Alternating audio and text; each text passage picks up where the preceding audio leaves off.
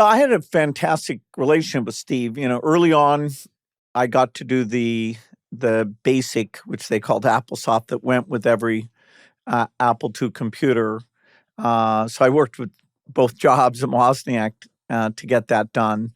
Then later, as Steve has a kind of small group inside Apple doing the Macintosh, he invited Microsoft to write application software, a spreadsheet word processor for it. And so we actually had as many people as they did, and we worked very closely on that project. And he and I loved the fact that, that ended up being a key Apple product.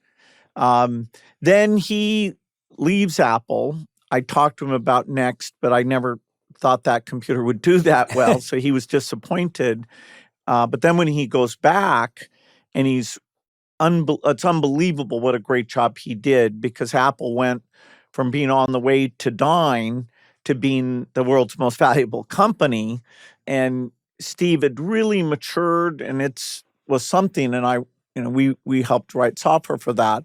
Then later, when Steve is sick, we had about 5 different conversations where we got to talk about kids and, had computers done well, and, where he was pretty thoughtful.